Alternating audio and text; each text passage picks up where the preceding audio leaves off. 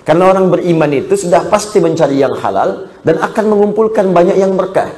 Ketika pindah kepada ayat orang beriman mencari nafkah itu, bekerja untuk mendapatkan harta, maka halalnya dibuang karena iman otomatis mencari yang halal, thayyibnya dijamakkan jadi thayyibat. Pindah ke ayat 172 di surah yang sama Al-Baqarah. Naik ke kiri agak sedikit ke atas. Ya ayyuhalladzina amanu, redaksinya sama nih. Kulu sama persis. Bedanya min thayyibati ma razaqnakum. Hai semua orang-orang yang telah beriman. Kata Allah, silakan bekerja juga. Jadi beriman pun tidak menghilangkan dan menepikan ikhtiar kita untuk bekerja. Ini bukan karena sudah beriman gak usah kerja. Ya Allah, saya kan sudah beriman, cukup tahajud mas datang. Cukup puasa misalnya, gaji langsung diberikan. Gak ada. Ya, gak ada Allah mengutus malaikat tuh ngasih ngaji. Tiba-tiba Allahu Akbar, selesai tahajud dikirim malaikat maut. Buat apa ngasih gaji? Gak ada. Tugas cuma nyambut nyawa, kan? Baik, Anda kerja berikhtiar. Dari situ min thayyibat. Perhatikan, halalnya tidak disebutkan, thayyibnya dijamakkan.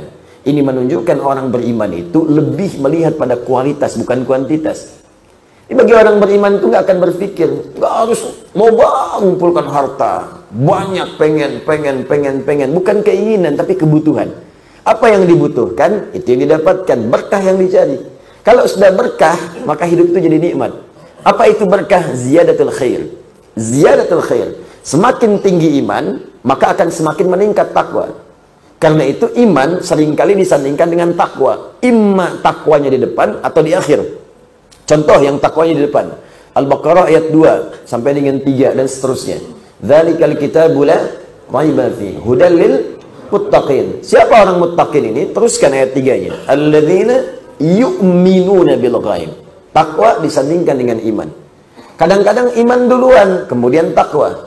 Apa contohnya? Misal Ali Imran ayat 102. Ya ayyuhalladzina amanu taqullaha haqqa tuqatih.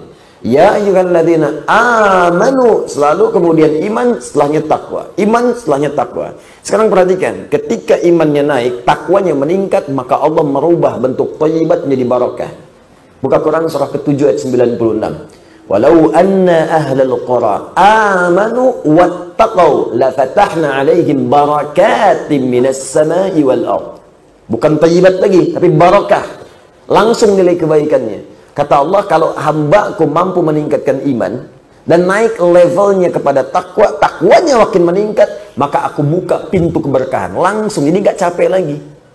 Gak pergi lelah, capek, peras keringat. Tidak, dibuka pintu langit dan bumi untuk memberikan keberkahan kepadanya. Kalau berkah sudah dibuka, sudah. Semua baik muncul. Baik semua muncul. Di rumah tangga baik, sehingga cenderung tidak banyak masalah. Nafsu tertekan, sehingga kebutuhan yang dibutuhkan bukan keinginan yang ingin diraih.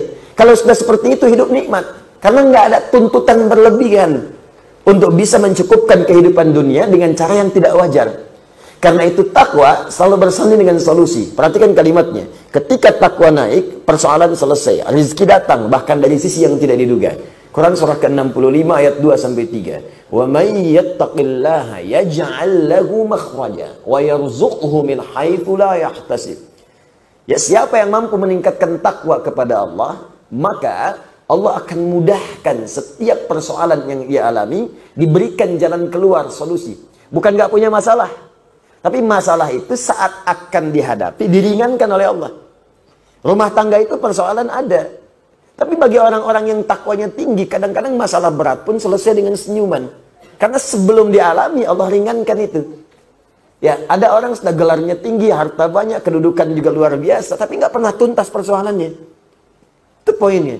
Rizki nggak susah, karena wa yarzuqhu min haitsu la yahtasib. Allah datangkan bahkan dari sisi yang tidak dia duga. Dan karena tuntutannya tidak banyak, karena kebutuhan bukan keinginan, akhirnya apa yang dibutuhkan itu yang dikonsumsi. Haus itu butuh minum.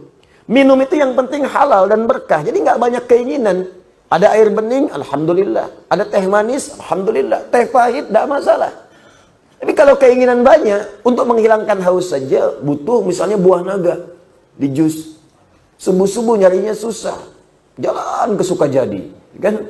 Belum buka ditungguin, sampai siang belum buka juga, sampai sore belum buka juga. Ternyata orangnya sedang pergi ke Jakarta. Ya, capek tuntutannya.